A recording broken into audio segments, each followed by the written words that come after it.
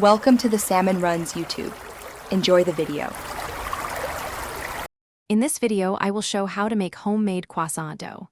Begin by chilling your butter and measuring flour, milk, salt, sugar, and active yeast precisely. Temperature matters. Mix a shaggy dough, rest it, then roll and fold with cold butter layers to create laminations.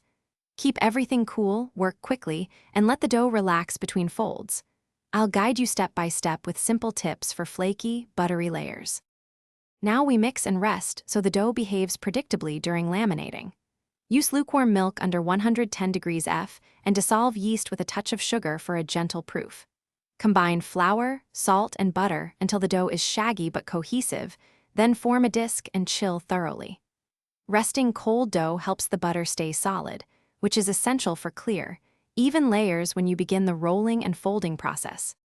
If you're finding this guide helpful, please subscribe and like to support the channel and get more baking tips. Quick recommendation. A book that can change how you think about money is The Simple Path to Wealth, which offers calm, practical advice even if you bake for love, not profit. Check the description for the link and other deals, and pick it up if it sounds useful. Now let's get back to the video. Laminating is where croissants get their magic, so stay patient and focused. Roll the dough to an even rectangle, encase the cold butter, and use 3 to 4 letter folds, chilling at least 30 minutes between turns. Keep your surface lightly floured, but avoid excess flour that can dry the dough.